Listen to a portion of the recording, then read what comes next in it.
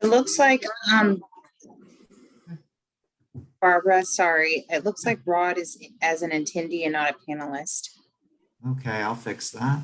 Okay. Oh, 2 panelists.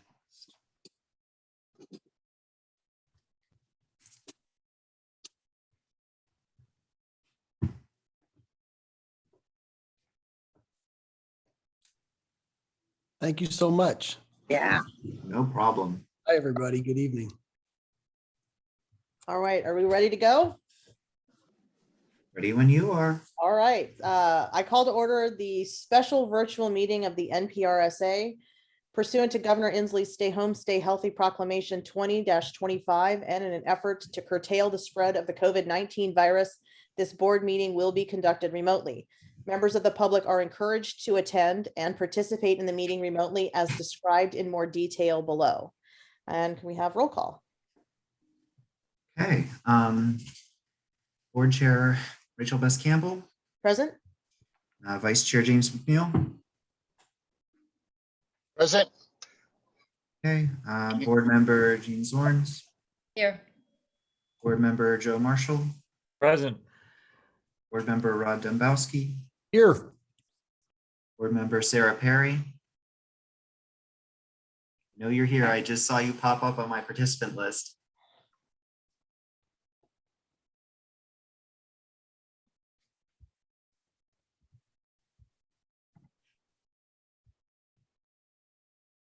Okay, we'll come back to her in a second. And Jared Mead. I don't see this Rod, Councilmember Perry, maybe as a panelist. Is that could that be the challenge? She popped up as a panelist for a second in my list, but then went away. So we do have quorum, so we can proceed. Right now, council member or board member Perry may be joining us shortly. Board member Mead is not here, but.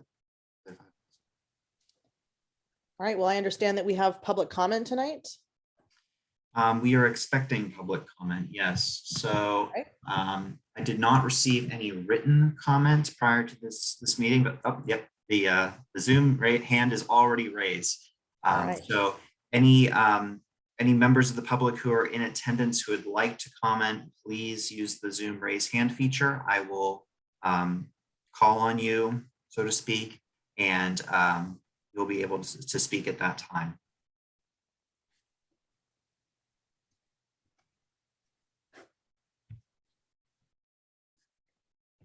So the first public comment we have is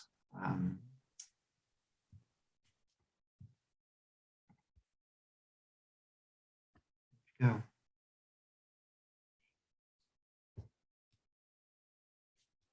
Sorry, 1 second. Okay, first public comment we have is Doug Levy.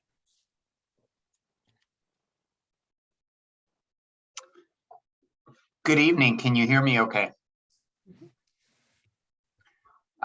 Thanks, board members. My name is Doug Levy. I'm a resident of Kenmore. I live at 15619 62nd Place Northeast. I think Danny Howe from Kenmore is going to be commenting as well.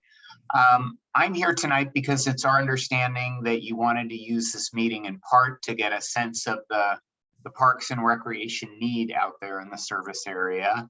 And one of the things I'll say as someone from Kenmore who coached for many years, had kids play in the various leagues in the North Shore area, is that, you know, we have wonderful communities for kids to grow up in and thrive in, and first-class school districts. But if you're a kid growing up in Kenmore, what it usually means is that when you're in organized leagues, you're pretty much going to be playing in other communities. You're going to be going to places like Woodinville and Kirkland and Redmond to play baseball and softball and soccer. And that's unfortunate. And, you know, we have communities like Woodinville that have done an absolute first-class job with fields for kids, and they're to be commended for that.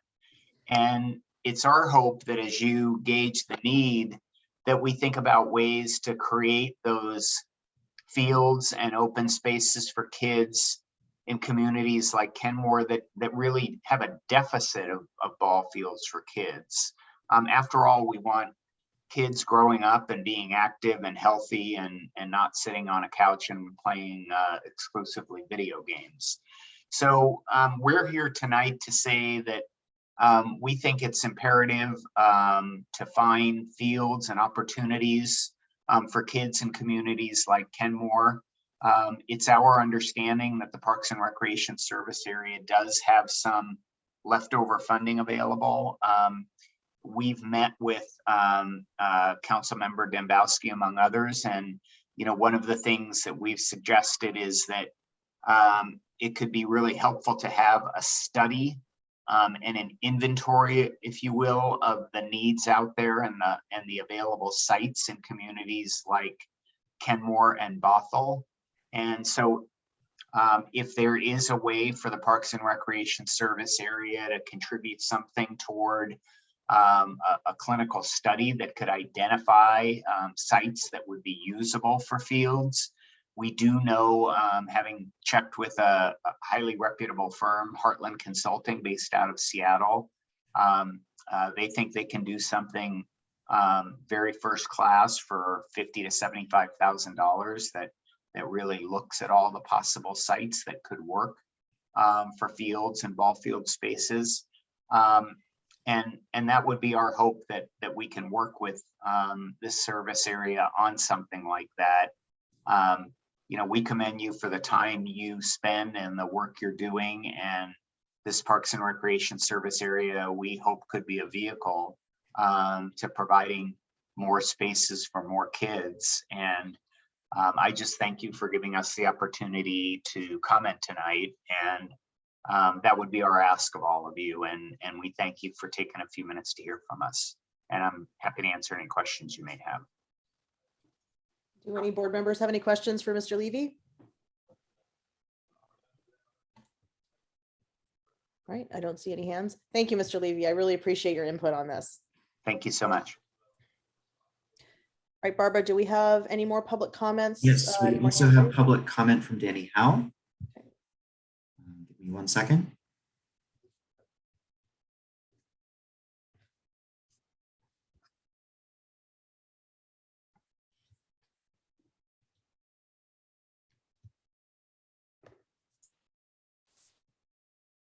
Barbara, can you see me? Hello, everyone. Yes. Thanks so much for allowing me to join today. And I just want to say thank you too for everything that you do for citizens in our area. I understand tonight's meeting is really to help provide the Parks and Recreation Service with some more broader perspectives on some of the needs in the area. And as Doug mentioned earlier, there is a dire shortage of ball fields, not only for Little League and baseball, but for softball and soccer and other programs that are important for youth in this area. Especially post-pandemic, what we're seeing is a lot of children who are catching up socially and emotionally. And what we've seen is a huge influx of people wanting to take part in these programs. And I think it's because these youth programs provide connection. So the typical experience, I've coached too many teams, probably about 25 teams over the last 10 years. Then the typical experience for teams is that for most games, you have to go out of town to be able to find a field to be able to play. And that means carpooling. It means families jumping in cars and more time and effort and traffic to get to a game in another community. As Doug mentioned, there are communities that are doing very well. Woodinville has great fields, Kirkland, Redmond. We often even have to practice in fields as far away as Snohomish County. So there's, I think, huge potential here in our area to be able to enhance field options and for people to be able to practice and play in their own hometown. And I think that is really important for children growing up in our community.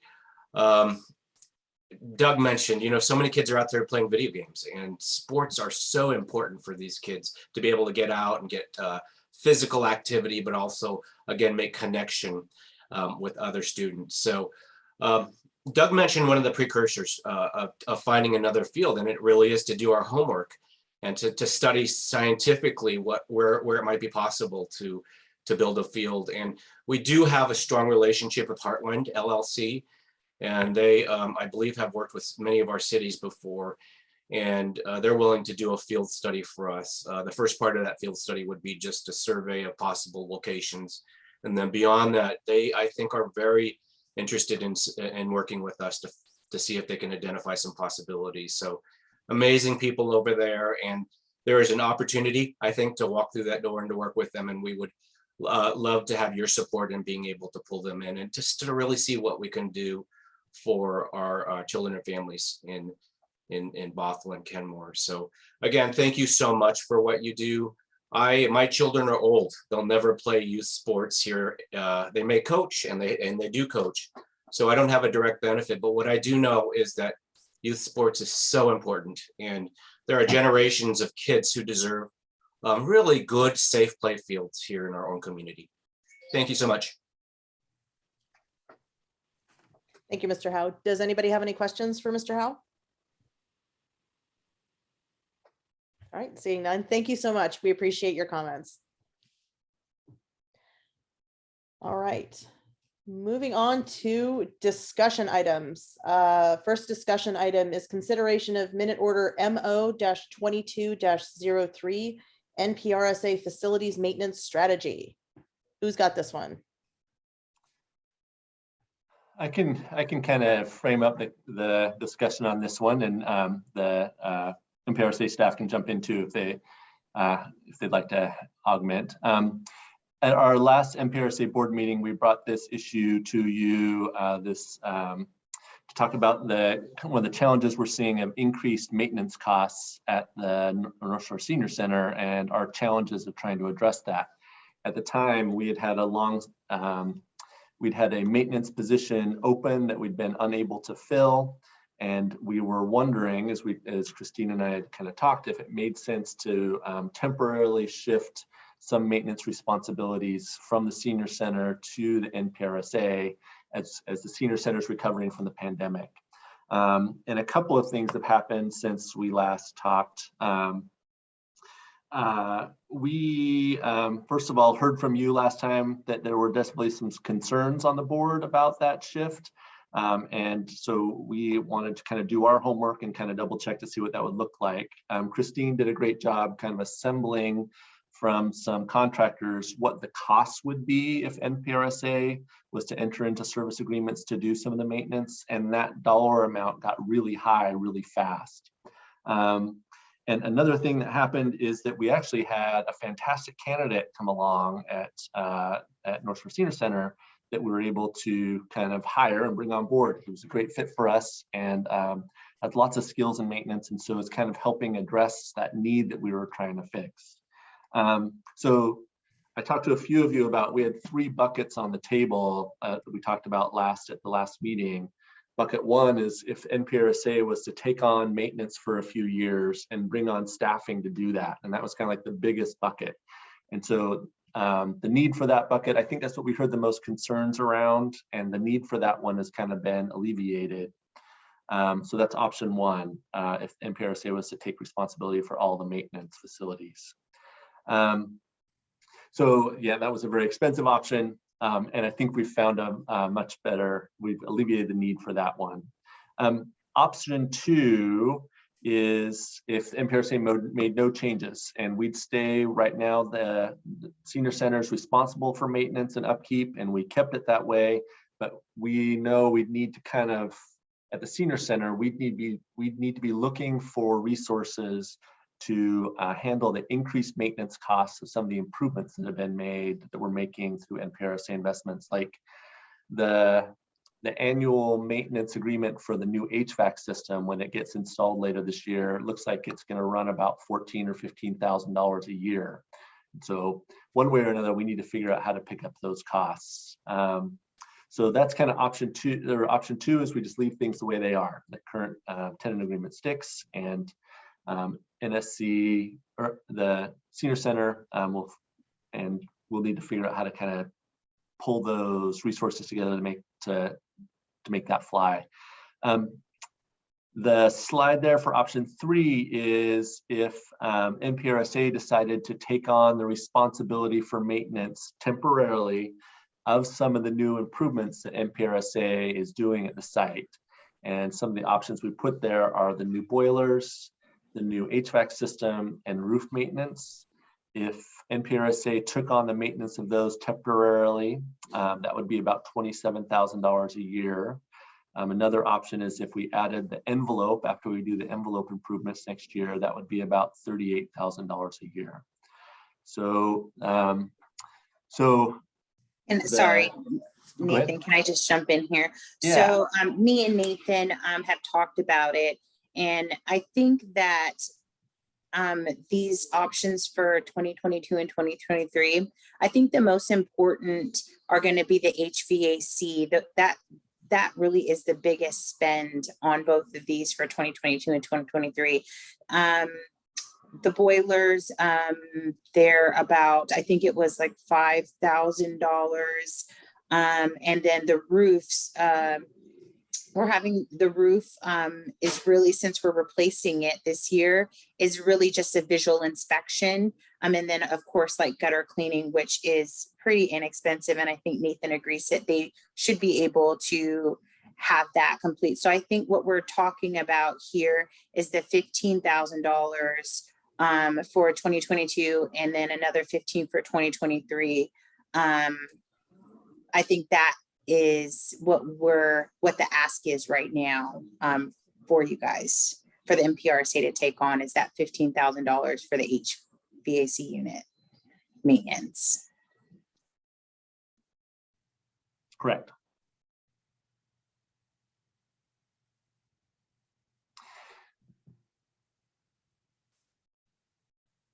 And so that's just kind of overview of where we landed. I think Christine and I, we've kind of tried to do our homework on this and trying to put the kind of 2 options in front of the board for you to decide between.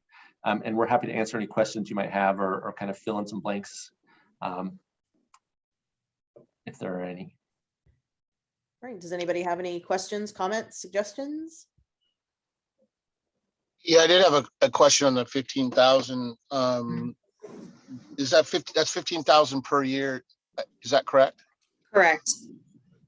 Okay. And what does that 15,000 actually cover? So that is the full, the quarterly maintenance for all the HVAC units, the filter changes. It's like a very full service HVAC maintenance, and that's on the high end. So that is that was the high end, and we can a la carte it to get that lower if that's what you guys need, if we need to kind of scale it down.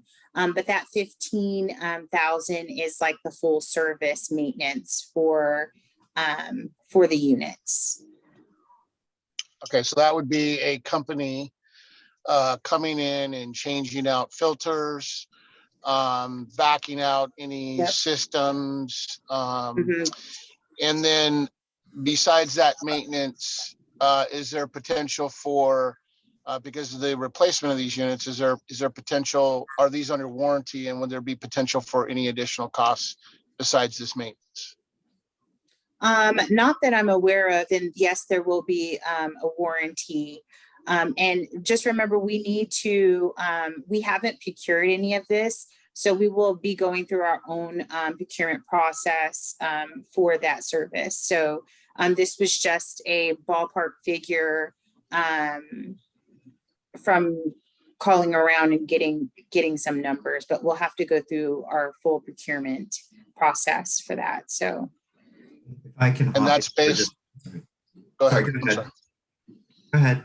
I was just going to ask if that is based off of the equipment that will be in place Yes. at the time of the maintenance. Yes, correct. We'll take the manufacturer specs and SOPs and go through the what is recommended from the manufacturer for the maintenance. And when you install the equipment, or the new equipment, is there a period of time in which they'll take care of that maintenance at no cost to you? I am not 100% sure. So we're still building out that contract for the new HVAC. So that's something that I can ask when we have that can be something that we negotiate into our contract. Yeah, I would recommend, if it's at all possible, at least taking a look at that through the process of what that would look like to have that maintenance built into the overall costs. And then just as a way of maintenance for usage, to me, changing out of filters and things like that is based on the usage. So to me, that's more of an end user thing versus, and this is just my personal opinion, versus an NPRSA board thing. It would be the facilities are actually paying for that, the maintenance of that equipment because it's being used. So I just, there's a couple different ways to look at it. One is to buy down your maintenance through your warranty on your new equipment, and to ensure you get a better rate for that maintenance through the first 5 years typically. Yes. But also on top of that is to ensure that the budget is budgeting for that maintenance. Your overall budget is budgeting for that maintenance moving forward. Got it. Thank you.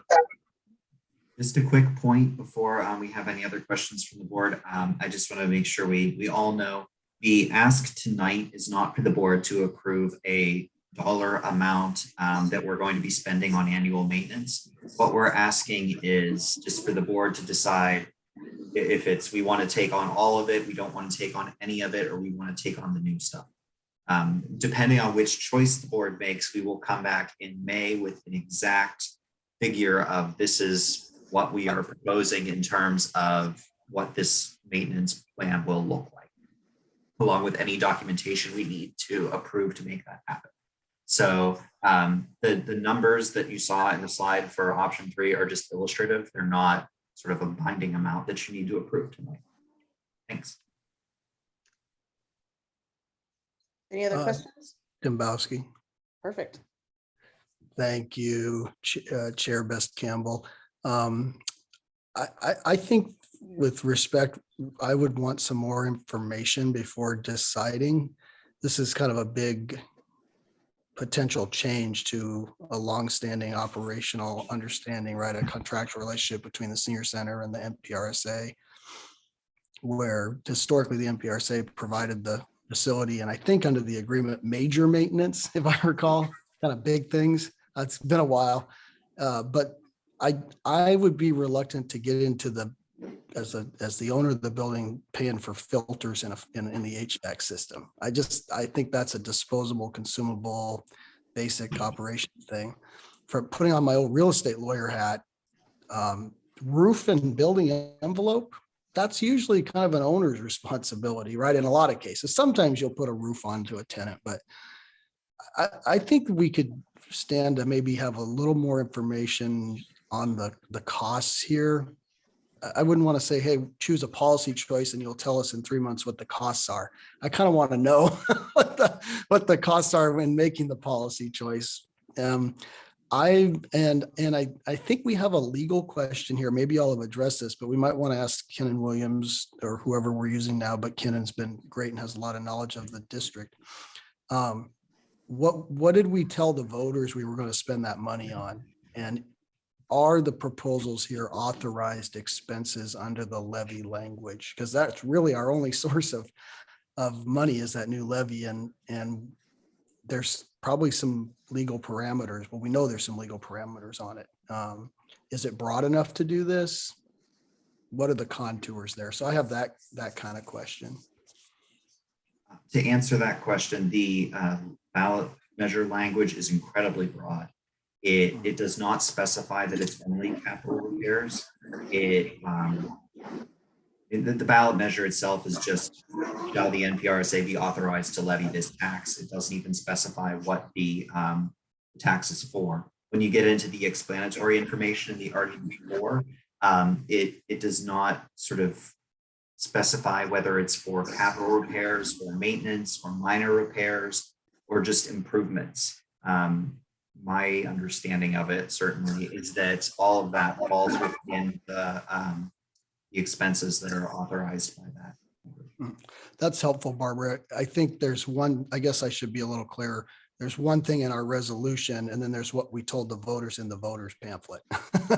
That's, and we should check both of those things. I guess there's a legal question and there's a kind of a, what would you call it? I don't know if it's ethical, but whatever, it's a commitment we made, right? What did we tell the voters we're going to use that money for? And we are already being squeezed on our capacity to do the things we need, that we know we need to do, right? On the building itself, in terms of the available money. At least that's my recollection from the last kind of briefing, that costs are higher than we thought for the stuff we want to do. So I think we should take our time on this. I'm very sympathetic to the senior center's operational budgetary challenges. I will say, Nathan, that the county has delivered a lot of money to senior centers, including North Shore, making you a hub. We do have renewal of the Veteran Seniors and Human Services Levy on the ballot next year. And I think if anything, there could be an opportunity to strengthen funding. Hello, Councilmember Perry. For our senior centers. So I want to be supportive because you guys do amazing work. But putting this hat on, my NPRSA hat, I want to be a good fiduciary and proceed cautiously. Absolutely. Thank you. Thank you, Chair Bess Campbell. All right, any other questions? If you'll indulge, I have one question. So I know that the senior center has put aside $100,000 for maintenance.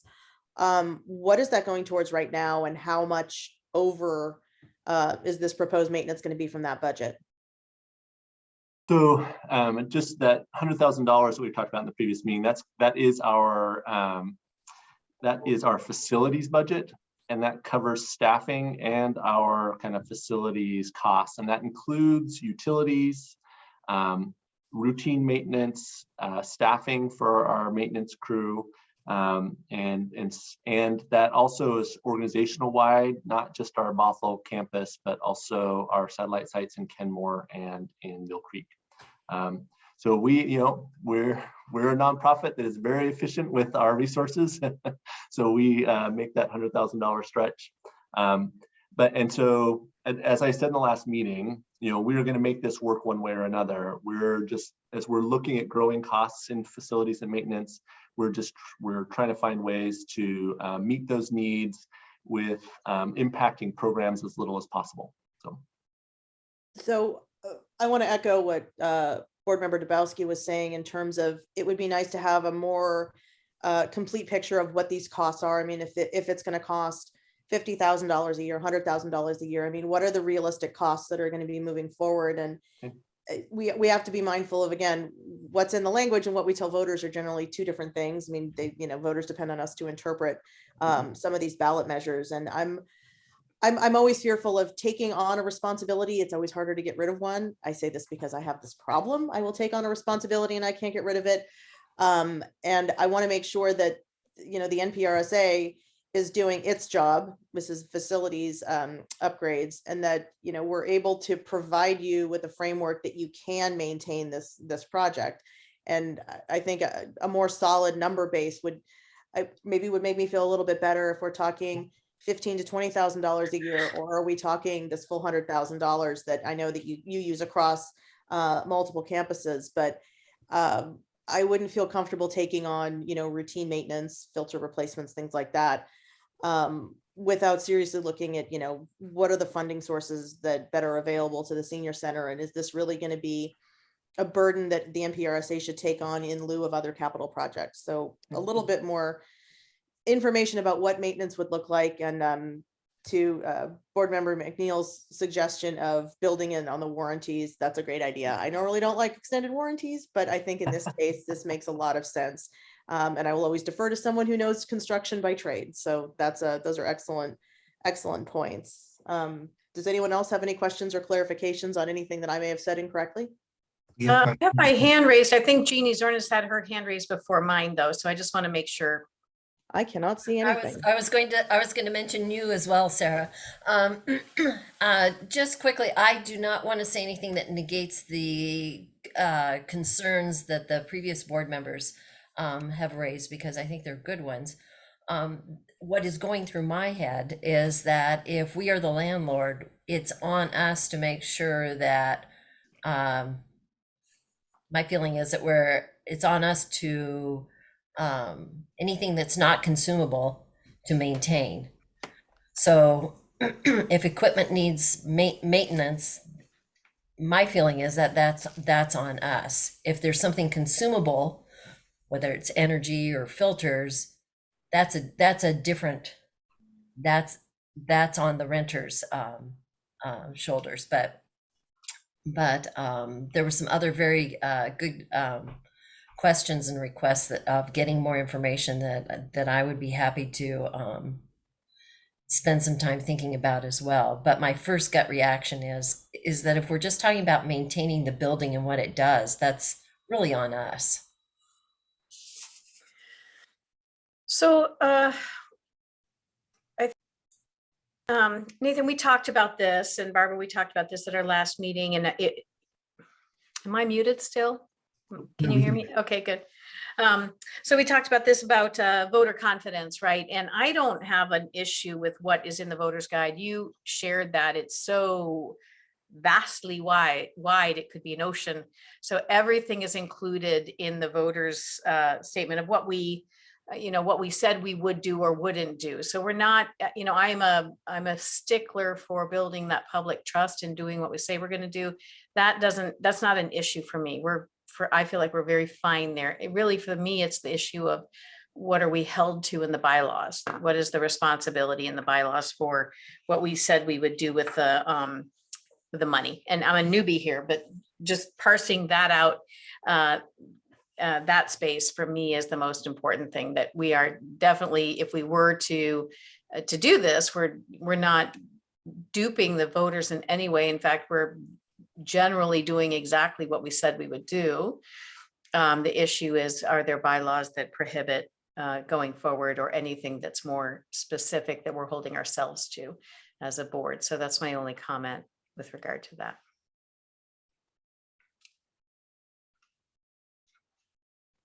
All right, does Chair anybody else Beth have anything? Campbell, this There is we go. Rod. Can I, in the Yeah, spirit of absolutely, dialogue, please go ahead. looking to kind of source and governing documents, the governing document I think we want to look at here is basically the lease agreement or the contract between the NPRSA and the senior center.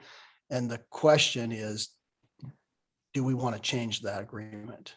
I think, right, from our traditional 25-year or however long it's been role of doing major repairs and things specified in there to maybe doing a little bit more. So that it would be good to have the language in that agreement and a little refresher when if we're going to not take action on it when we return to this, and have a real discussion about what are we being asked to change? What does that mean in terms of the systems at the building, and what would it cost? And then I think I'd be ready to make, and then what are the implications of taking on those new costs for our overall program that we want to do for the facility, which is kind of, again, I think getting squeezed. That's my thinking on the framing.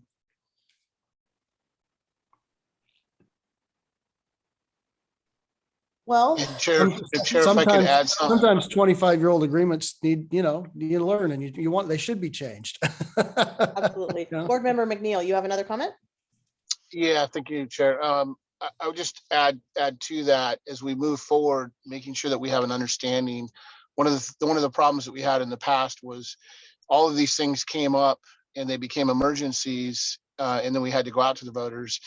Hopefully in this cycle, we can ensure that we're looking at things proactively and what it's going to look like in the future, because the costs are going to ever change.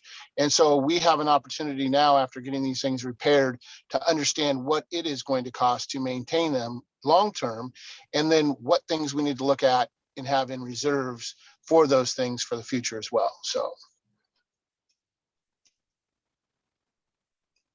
I think the consensus is we need a little bit more information around the lease agreement. We need a little bit more understanding about what it's going to look like in terms of cost, what these upgrades are going to mean, what maintenance would actually look like to the NPRSA budget. It just sounds like there's a lot of questions around the money and lease agreements and languaging.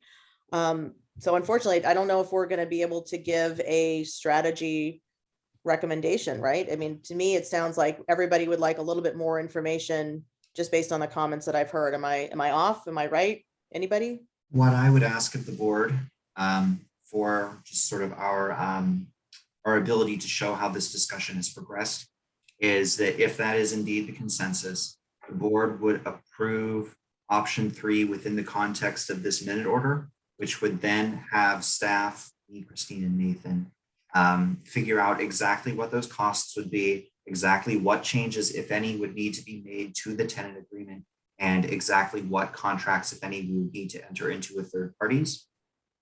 We would then bring those before you in May. And at that point, if we decide that that's not something we're willing to pay for, then you can reject that proposal at that time.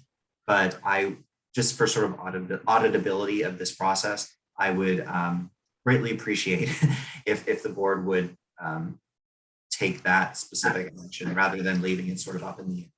Barbara, can you navigate back to that option so they can read what it says? Thank So you. option 3 would have the board take responsibility for only new or renovated facilities and systems. The most likely one here would be the HVAC. We would outline as part of this sort of investigation between now and May exactly which systems we would be taking over, and we would be getting firmer cost estimates than what we currently have from our architect in terms of what those expenses are. So the items under the con there, which show an increase in costs each year, if we only do one system, which would be the HVAC installation, then we wouldn't have to worry about the increase in cost. The number would not be as high because those numbers also factor in the boilers and the roof and that sort of thing. So we would be able to get an exact number to you in May. And at that point, we'd be able to make a decision. Is this something that you want to fund and allocate resources on, or is it not? And then we would proceed from there. Sorry, I don't think, I'm just thinking about, so this is not part of, it is part of this conversation, but not really. It looks like I'm going to have to go to public bid for the HVAC installation. And so I'm not sure I will be able to have a solid concrete number for you guys in May.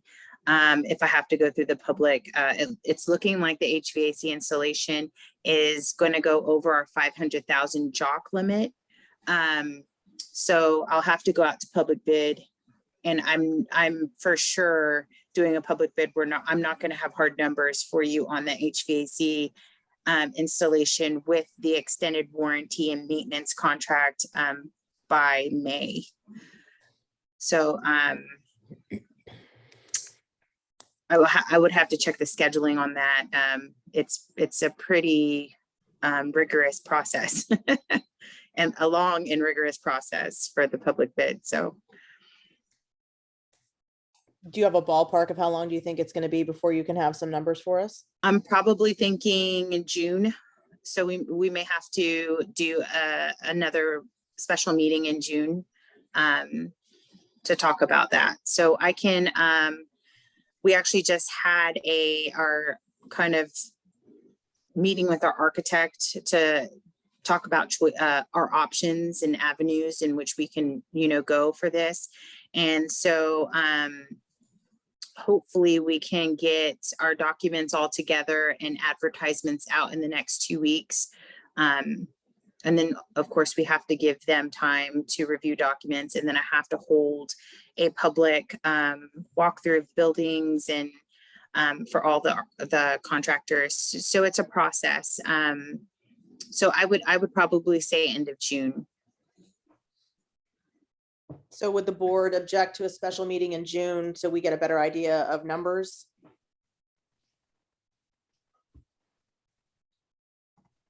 Mr. Chair.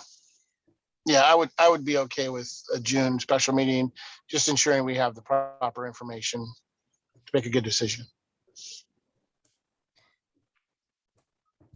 All right, anybody else have feelings, opinions? Special meeting in June is great. All right.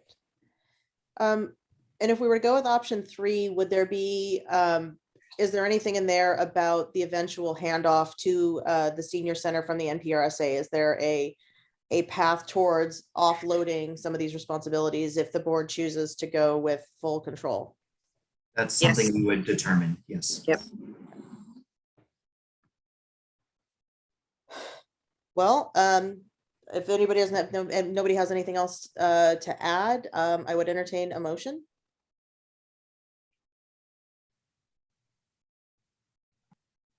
So I just want to make sure I'm clear on, we're saying to go with option 3, which would mean that the NPRSA board is saying that they would agree to the maintenance of a future HVAC system. So my Is that, understanding is is that what? this We're would bring going- back information, wouldn't it? Yes, we're going with, Yes. by going with option 3, the board is saying at this point that it neither wants to take on all maintenance responsibility or to take on no maintenance responsibility. If you chose either option 1 or 2, then this would be the end of the conversation. But if you want to choose option 3, then that means we will come back, I had in May, but I guess in June, to come back to you with better numbers that we can make a final decision then about what exactly this is going to look like. And you can still change your mind at that point and go back to sort of essentially option 2 and not making any change if you reject the proposal we bring forward. But is there a reason why we have to make that decision today? The decision, I guess sorry, go ahead. if you're bringing back information to us to make the decision, do we have to make that decision? Do we have to make the decision on option 3 today? The decision is just to authorize us to bring you back information on option 3, because that's going to take us time to put together. And essentially, we want your authorization to use staff resources to come up with that proposal.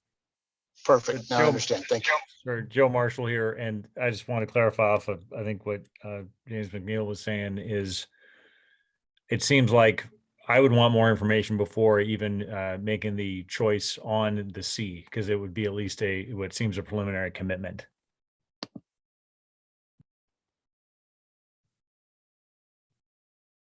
So would we authorize just to investigate further and to investigate the options further for better clarification? Because I don't want to, even though we have the option at the potential June meeting to change our minds, I don't want to give the impression that we've made a decision until we get more information. Sounds like everybody is reluctant right now with the information that's in front of us. So would the direction be something along the lines of we would direct staff perhaps to investigate the difference between the 3 options further? So my recommendation in that case would be that the board reject this minute order, and then we will come back to you at a special meeting in June, which we will call officially, I think, in our May regular meeting. And at that point, we would make a decision between these 3 options again, but with more detail on each option. Okay, so to come back in June, it would be to reject all 3 options.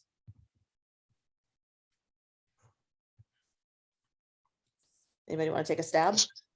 Essentially just not making a decision, correct? You're essentially just not making a decision today. So we'd have Tabling. could someone ask to table this resolution or table this minute order?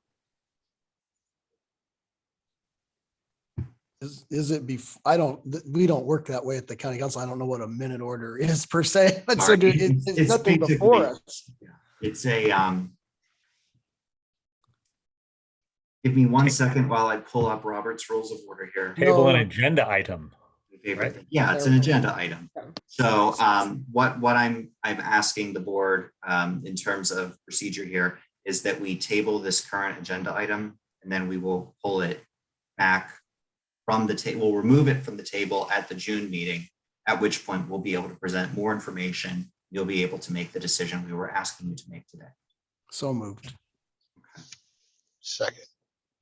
All right. Thank goodness you're here, Barbara. Sorry. Just for my notes, can I get a That was quick Dembowski. confirmation of who moved in second? Yeah, Dembowski on the motion. Okay, and then that was board member or Vice Chair McNeil on the second. Yes, thank you, Barbara. Thanks.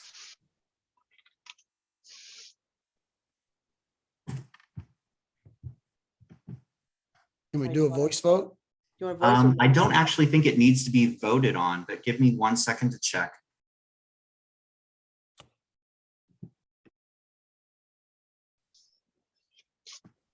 Sorry, I should have this memorized, but.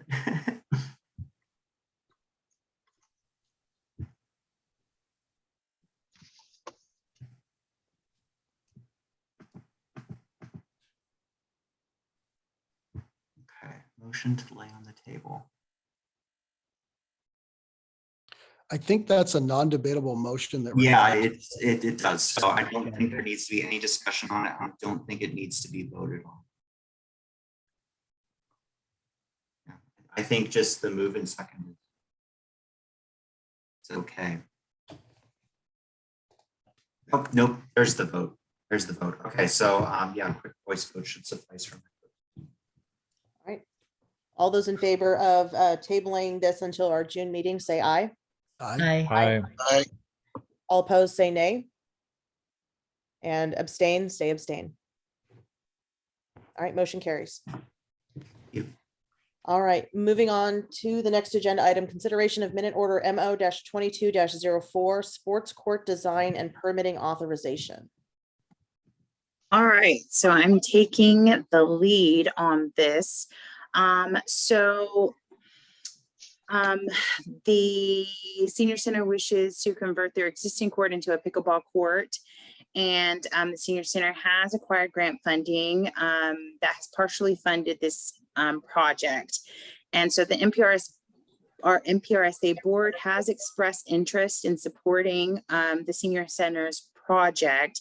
And so we thought that it would be beneficial for the NPRSA to allocate $40,000 to enable our contracted architectural firm to guide the senior center through the design and permitting phase of the project. So that is kind of what we have going on here. And I just kind of wanted to fill you guys out. I know it's a really important and interesting project that the senior center is doing for its participants. And so I kind of just thought that we could help them out by providing some permitting, design and permitting support through the process through our architectural firm that we have contracted. So any questions or concerns that you guys have about this or feelings?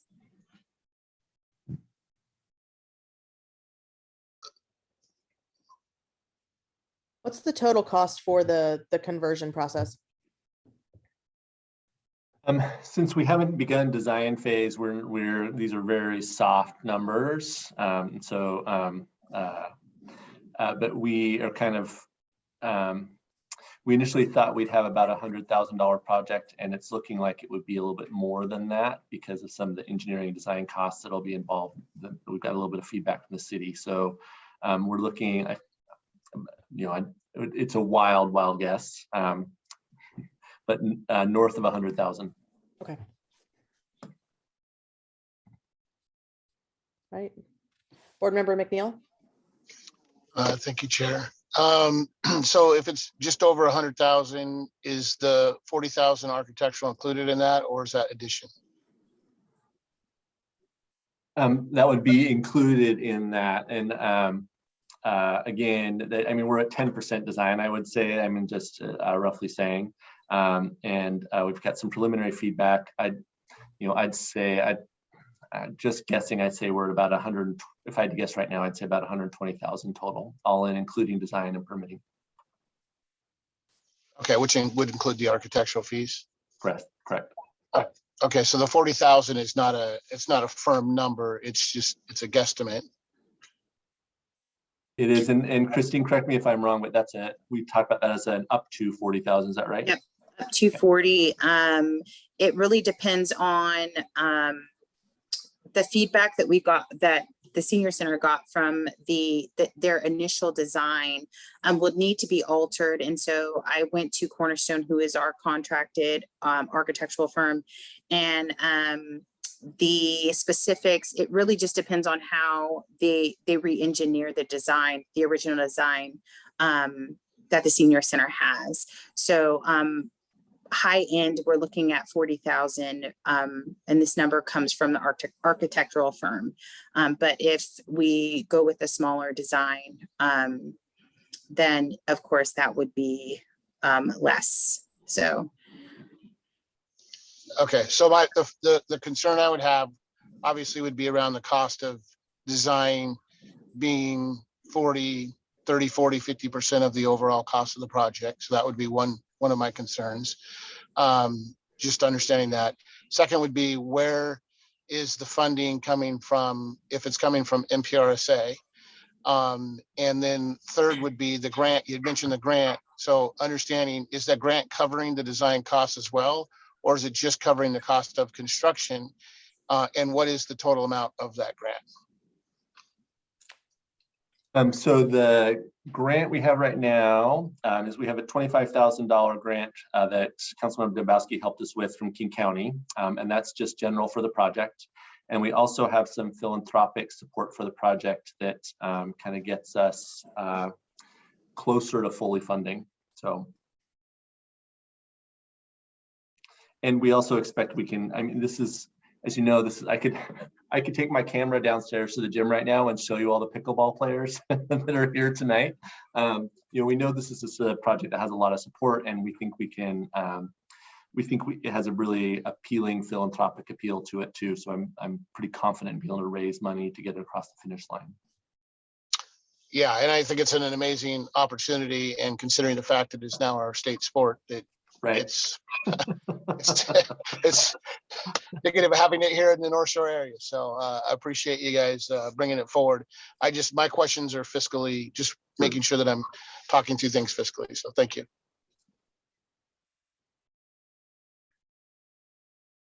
Dembowski.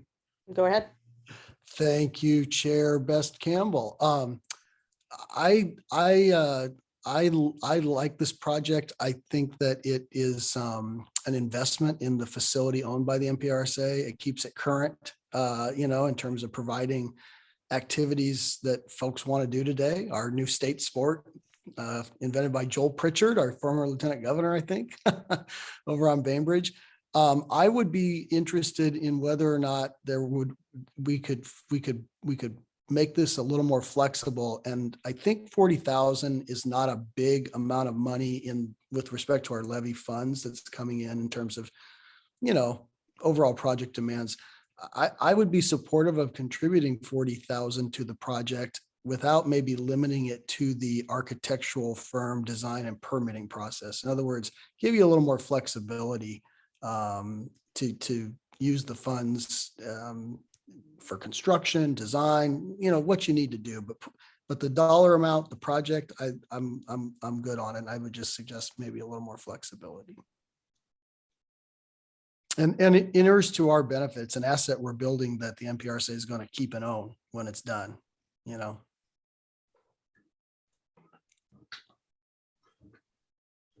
So you're saying that 40,000, however you choose to, what bucket you put it into, it can be some for architectural, but if there happens to be any left over, the remainder can go towards the construction or any other costs that come up?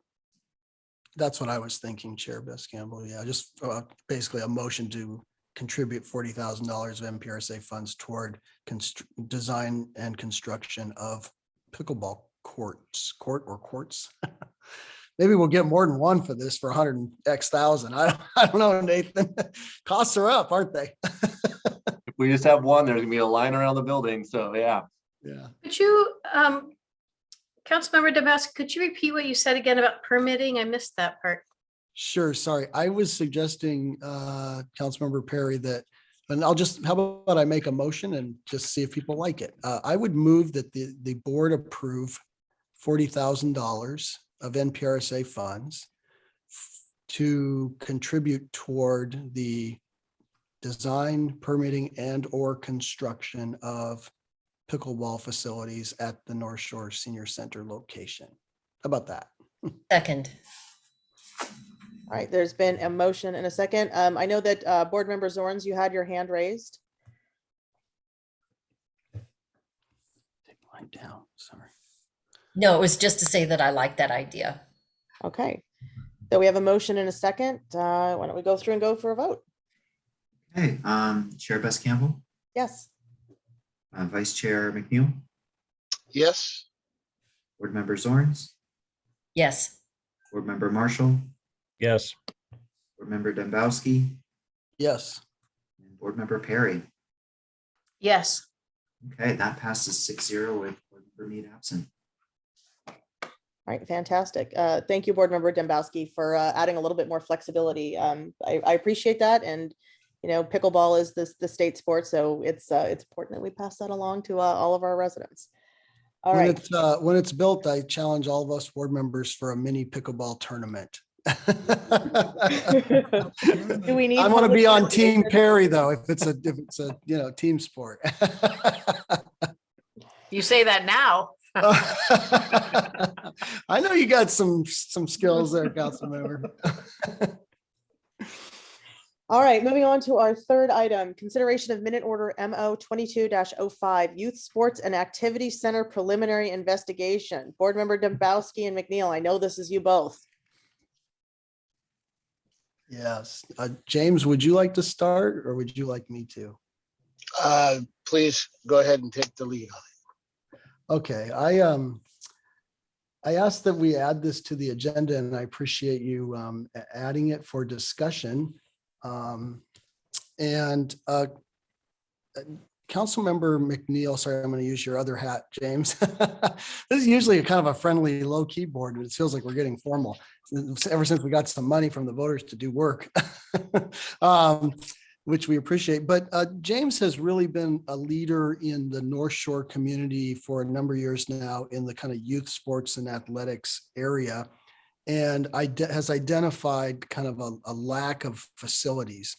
A couple of years ago, and they can be ball fields, they can be kind of a Y or Boys and Girls Club type facility, but we've got a little bit of a deficiency, it seems. And a couple of years ago, a number of us went over, including with Dr. Reed of the North Shore School Superintendent, and toured the Bellevue Boys and Girls Club system as kind of a model to see what they had done. And James has really been working on kind of trying to bring a facility or facilities to meet youth and amateur sports and recreation needs in the North Shore area.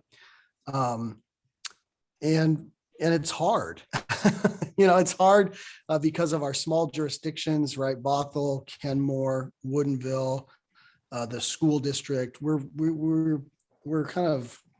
got a lot of players and it's tough to have, I think, a center of gravity.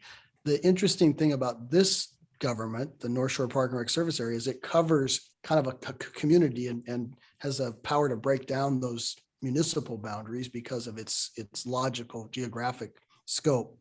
So we've talked about it. We've toured facilities. We know there's a need for, you've heard it tonight, and I know your city councils have, ball fields, which are overscheduled and the demand is off the charts. Like the North Shore Little League will tell you they've got, double or more the number of kids applying. James is a coach, obviously, for other sports. In our 2017, 2018 county budget, I put in an item of $325,000 to the North Shore Park and Rec Service Area to start a new, to fund a program for new recreation facilities in North King County. That money is sitting there. We've had our hands full with our senior center issues, and that's job one, right? But the dollars are sitting there allocated to this district for a capital improvement project. And by the way, and I don't think we can or should use, even if we could, levy money. That was a senior center levy. But I wanted to bring this discussion forward to see if there was interest on this board in perhaps working to look at this capacity issue and maybe take some steps on this to address it. On the $325,000 item, we've talked with county staff, and there is some capacity to use it for planning purposes, as long as the planning purposes, I think, are materially advancing a capital project. I don't know, we heard from the North Shore Little League kind of community tonight with a couple of commenters about maybe doing a lands inventory. I don't know if that preliminary of a step could qualify for these funds. It might have to be a little bit more advanced in terms of facility conceptual design or ball field design, but we could work on that. And I thought I just wanted to have a discussion with you all to see, you're frankly closer to it, I think, on your city councils. You're right there, you're hearing from it. I know, Joe, we had the Councilmember Marshall, we had the 2 ball field idea at St. Ed's a few years ago, and that ran into some environmental challenges and got kind of stopped. So there's that need there. And I'm wondering if there's interest on this board in looking at a ball field program, or James, really working toward that Boys and Girls Club or YMCA model of an actual facility. So there you go. That's the setup. It's kind of that simple. It's kind of a preliminary discussion. I thought it would be good to spend a little time on. Thank you, Chair Bess Campbell. Yeah. And we're all jealous of Woodinville. We go there and we see those. Joe Marshall has fields. something to say. Wow. Yeah, I don't know if James is hurt or either way. First mover advantage, go for it. Okay, all right. Yeah, no, I'm very much interested in exploring something.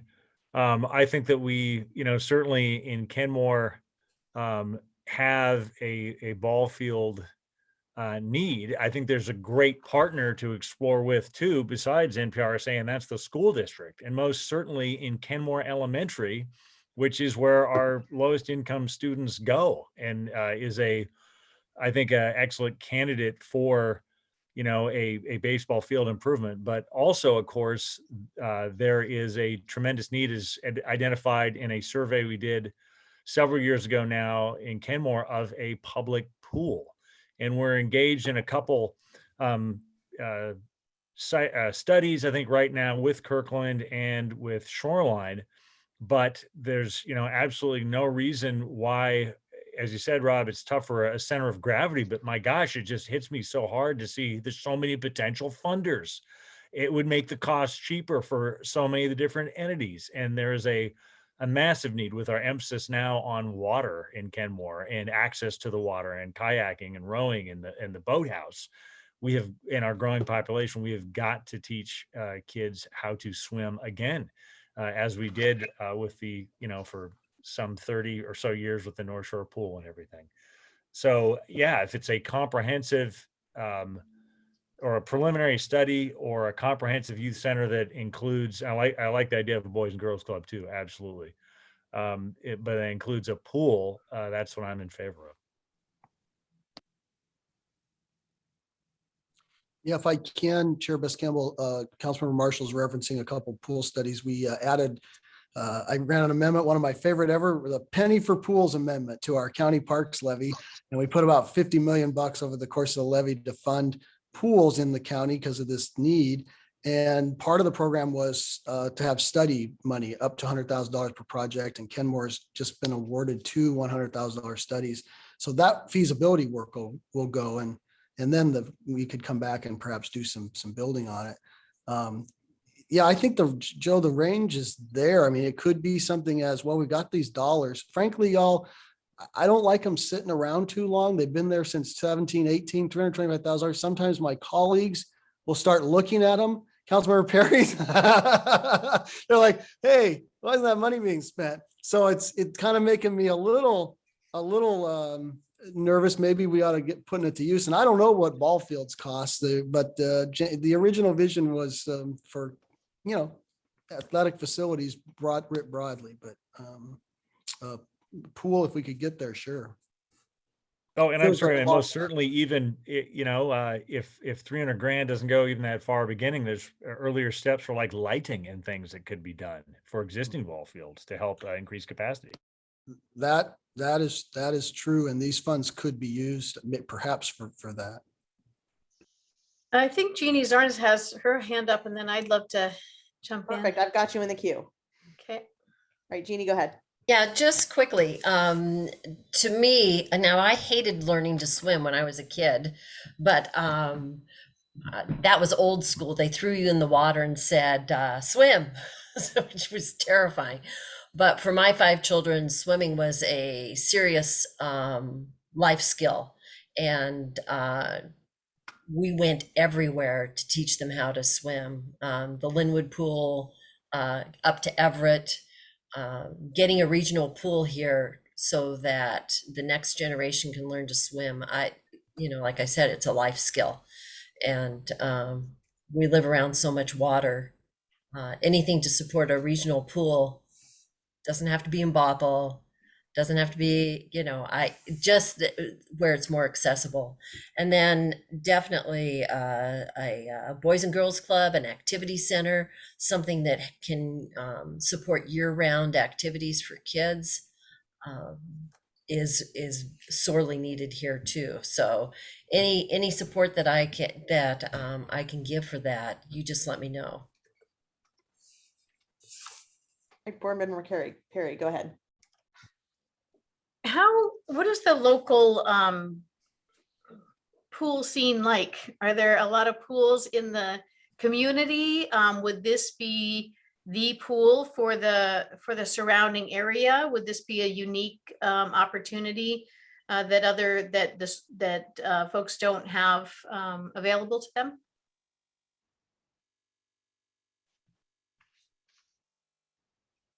I want to have a weigh in real quick. It's Joe real quick. And then everybody else needs to weigh in too, for sure. It was, the pool was the Bothell pool for many, many years, 30 years. That was the North Shore pool, actually. And it had its own funding and own district. And then in about, wasn't it 2010 or so, it was finally the entities could not fund it anymore, or decided that it could be used for some revitalization in McMinimans for downtown Bothell. Kenmore had a King County run pool at St. Edwards. That was largely, I think, handed over to the Daniels project. And then Kenmore has a private pool, the Aqua Club in Uplake. So the Kenmore does not have a functioning pool right now, in desperate need of it. And yeah, that's the whole idea, is that something could be done regionally. Otherwise, we're going to Mount Lake Terrace, and Linwood is brand new, and that's beautiful. But otherwise, the closest one was Mount Lake Terrace. And do the schools have access to this, or would it be primarily for other community members? Oh, my vision would be it'd be for school in North Shore again, or some partnership to have school kids have swim lessons again, and everybody, seniors, everybody. Great, thank you. Anybody else have any comments James, go ahead, please. Yes, thank you, Chair. Yeah, Rod, thank you being gracious in all your work and dedication to our region here. Having grown up here and seeing the true impact that these spaces provide to youth, coaching youth for the past 10 years, seeing what the impacts of COVID have had on our youth, and then having this conversation is giving me chills, because I'm actually, Chair, I can see you've got the Woodinville Fields behind you there. I'm sitting right now at North Creek Field 4. My practice is going on, and they're out there practicing, the kids, and I'm here having this conversation about the need for activity fields, pools in our region, in our area. And so with that said, the vision, I agree with Board Member Marshall that there's a huge need to have a pool in our school district. And having reviewed and studied and talked to everybody who's worked so hard, it's going to take a lot of key players coming together to make that happen. And I think if we can somehow start the discussion and work bring the players together in a format in which we can get to an end result of creating an action item and actually following through with it, I think it would be hugely impactful for our region. And I feel we are now at the best opportunity to make it happen And that's because of the hard work of the King County Council and all those around our region who work so hard on Best Starts for Kids. Councilmember Nabowski was very instrumental in ensuring that there was an amendment put forward that put $50 million for a facility of just this type. And so when we talk about pools and activity spaces and Boys and Girls Club, the vision would be to have a safe space for our youth to go to do STEM, robotics, training, special weight training, after school programming, have a multi-story facility that could house a pool. All of the things that we've talked about could be merged into a single facility within the North Shore area. And I think if we can come together and bring all of the players together, the school district, all of our cities, Snohomish County, King County, which this board represents, all except for the school district, I think we have a great opportunity to make this happen. Board Member Nabowski talked about a tour that we took over a couple of years ago with the superintendent. I still, to this day, cannot believe that they have 13 facilities in Bellevue. And talking about sponsorships, the businesses will come out to help put this together. And so I think that a study is the starting point, but we need to stay the course. I know we're all hearing everybody speak. Everybody's passionate about it. But having worked on this is one of my top 3 things when I got on council. And excuse me, seeing how long it takes to make things happen and understanding the processes that you have to go through to get partners. I can't stress enough. I feel like this is the place to make it start, to make it happen. And I feel like Chair, just the successes of Woodinville with their sports fields in downtown there. Bothell has done an amazing job. I hear all the time about the North Creek sports fields and when they built out North Creek and ensuring that the businesses provided that active space. Kenmore, I know doesn't have a lot of facilities, but let's help partner with Kenmore and find ways to provide that opportunity for the youth of Kenmore. I just have to say something. We talk about inclusion and equity. Bothell's fields are supported for Bothell residents. Woodinville's fields are supported for Woodinville residents, youth, right? So it goes to those programs that are within our cities first, right? And when I think about Kenmore, and I'm wearing the Viking colors right now, I live in Bothell, but my kids go to Inglemoor High School. I see no boundary. We should see no boundary. What we do here should be regional. It should be a regional approach. And I think we should go back to all of our councils and talk about how we can create a regional opportunity to create these active spaces within our North Shore area through all of our cities, through King County and Snohomish County, and through our school district, and ensure that it creates a positive impact for our youth for many generations to come. Doug got on earlier and was speaking. I mean, we work with Doug. He works with many of our cities on other issues and on many boards and committees, but to have him as a resident of Kenmore and coming on to the NPRSA and talking about the importance of having these active spaces. Board Member Marshall talking about the pool and the impacts of the pool and having gone through that study. I'm excited.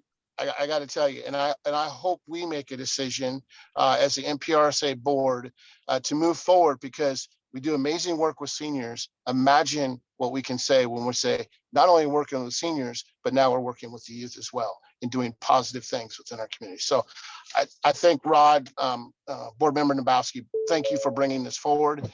And I look forward to continuing. Hopefully we can get a committee and just really get this thing pushing forward.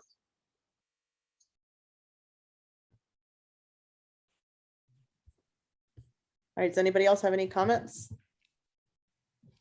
I just love what was just said.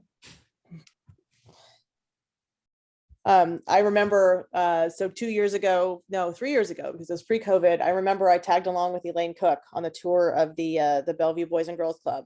And I remember the vision back then, even before the pandemic. It's incredibly important for our kids to have a place to go, a place for the community to gather. And I'm sure that all of us are sort of in the preliminary stages of city budgeting. And one of the things that we constantly get in Woodinville is we should build a pool. And the cost of a pool is almost the cost, or, almost our biennial budget. That doesn't mean that we don't want to find a way to make it work. I think this regional approach is an excellent idea. I think that, the reason the NPRSA exists is to sort of bring together smaller communities who still have a great population center here in the Northwest. I think it's important that we all come together and figure out a way forward, who we partner with. And then it leads me to wonder too, does that necessarily then change the structure of what the NPRSA is? Would it continue to be member cities, or would it become something even bigger? Just from an organizational approach, would we have to grow? And I think it'd be a shame if we let this opportunity pass. I think that, sports fields are incredibly important, but I also think because we live so close to bodies of water and, my personal life experiences in the water, it's really important. And I think that, we have this money that's just been sitting there. It seems a waste not to do something with it, but I don't know what the first step of that is. How do we dip our toe in that water, so to speak? But that's of course why we have county council members on here to help us through that. And I know that there's just been a lot of motion on this, and I know that James, you've been incredible in this process. I remember being in awe the first time I saw you at the Bellevue Boys and Girls Club. You're passionate about this. This is incredibly important. And if we can't do it on individual cities, many hands make light work. And I think that you'll find a lot of support in the communities. I know that Woodinville desperately wants a pool complex. They want more ball fields, but we're sort of landlocked here. But I know that there are other opportunities around, and sharing is caring. I think it's important that we can share and utilize together, and it just sort of strengthens us all. So not sure how we move forward on that, but it sounds like everybody is really excited about this opportunity. So thank you both for bringing this forward to us. And if there are no more questions, I'd entertain a motion. So the ask here first, sorry to interrupt, is if there are any actions that the board can identify at this time that staff should take.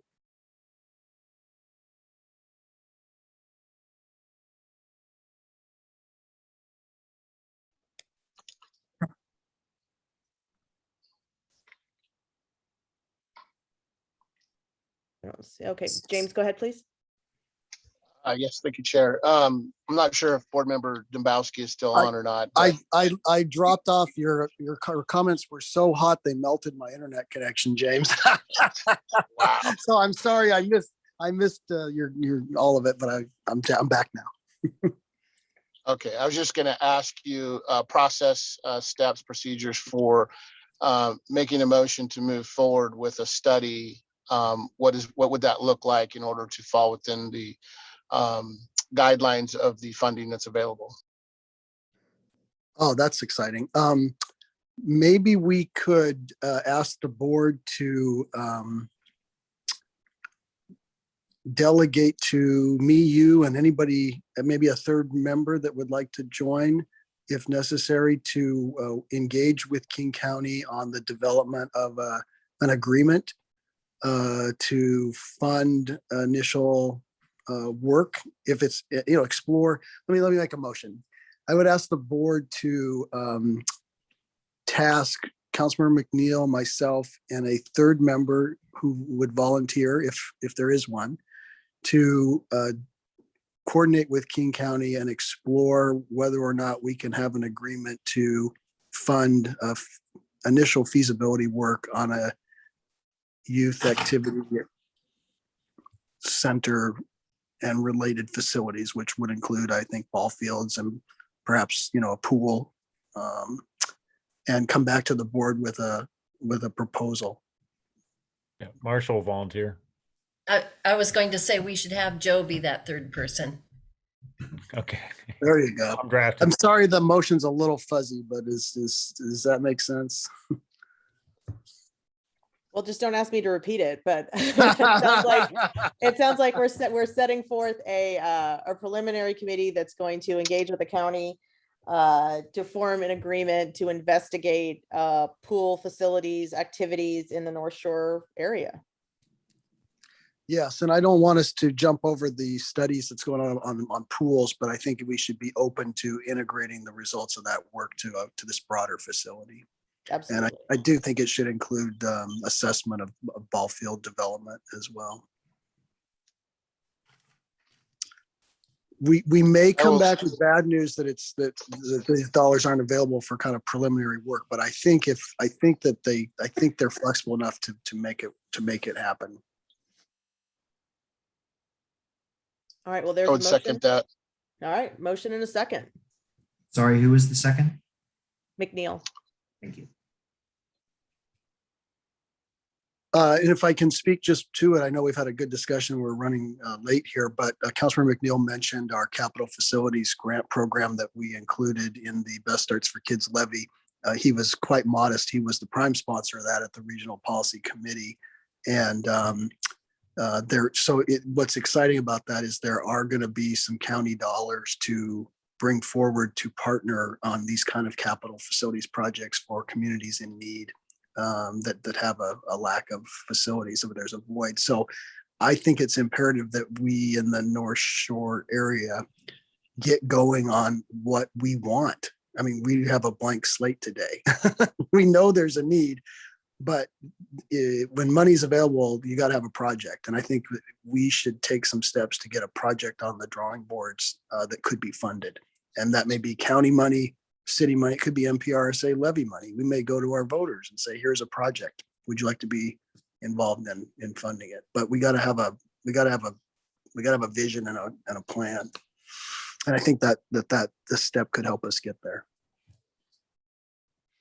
It's maybe what our predecessors did on the North Shore Senior Center many decades ago.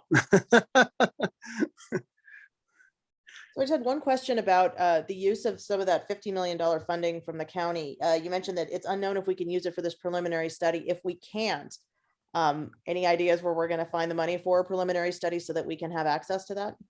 I'm sorry, Chair Best-Campbell, I was not clear. I was referring there to the 325,000, which Okay. I have allocated already. Yeah. Okay, thank you. All right. We've been in touch with our staff at the NRP, Department of Natural Resource Parks, and I believe that we'll be able to put it to use here as long as we're headed toward a project and not as long as we're doing some work to get toward a project built. Perfect. Okay, thank you for the clarification. I wanted to make sure I was looking at the right pot of money. Yeah. All right, so we've got a motion and a second. How about a roll call vote? Okay, Chair Best-Campbell, Yes. Vice Chair McNeil, Yes. Board Member Zorns, Yes. Board Member Marshall, Yes. Board Member Dombowski, Yes. and Board Member Perry. Yes. Okay, that passes 6-0 with Board Member Mead absent. James, I'm not crying. You're crying. I'm a little emotional, so don't get me going here. I'm ecstatic. I'm ecstatic. I want to thank everybody so much for your kind words and support. And it's often the things that we do in these meetings that our community doesn't get to see us do. But we just did something today. Hopefully, generations to come will have an opportunity. So thank you.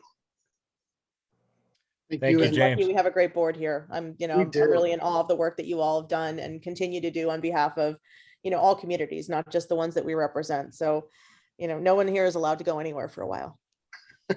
It's a good team. And we will, this committee of 3 will work closely with Barbara and our City of Bothell staff and keep you all apprised. And we'll have a report back to you at our next meeting. Fantastic. And speaking of next meetings, what a perfect segue. Looks like we have a meeting in May and July, but potentially we're going to have a special meeting in June. Would it make sense to eliminate the May meeting and just shove it out to June? Or do we want to keep the May, June, and July? If I can jump in, I'd recommend we keep the May meeting so that we can do our regular business. You may have noticed we skipped over the consent agenda and reports this time around. So I would recommend personally that we maintain the May meeting, and we will determine at the May meeting if we will be calling a special meeting in June or if Christine and I need until July to get those final numbers to you. All right. If that works for the board. Any objections to that plan? I don't see any. All right. Well, if there is nothing else, Oh, I entertain a motion. Oh, Joe yep, go Marshall ahead. here. Where? Something that Councilmember Dembowski said, should we reach out to Mr. Kenan Williams, who wrote the ballot measure for the approval, if we need that historical guidance on what was intended and said and all that. I think we should invite him, even if it's for the historical part, but also to advise us, on what, helping us get done what we want to do here on it. Great. I can also send a copy of the language to all of you when this meeting is over so that you have time to review it. All right. Anything else anybody would like to bring up before we? I have something for the good of the order. I'm always happy to hear it. I wanted to take a moment to thank our staff who have really been professional and making sure that, we're advancing the work of this organization, supporting the senior center. You all are working real hard. I know it's been tough times. I've been on this board now 9 years. It's a privilege of county council membership. And it was a tiny little ragtag thing. We'd get together, no staff, no money, all bad news. And it's just a whole new day. Thanks to our voters and the senior center and the seniors who made it happen. But our staff has just, I think, been wonderful. And it's really great that Bothell stepped up and is supporting the organization. And I just want to say thanks. Chair, I would echo that. And I would also say it's a blessing to be back here in the way in which you're running the meetings and the comments that you make. It's heartfelt, and from somebody who's true Washingtonian, I appreciate everything that you do. And then Councilmember Perry, it's good to see your face, your smiling face. And I do truly look forward to actually getting to meet you in person and sitting down with you for coffee. Like a dinner to me.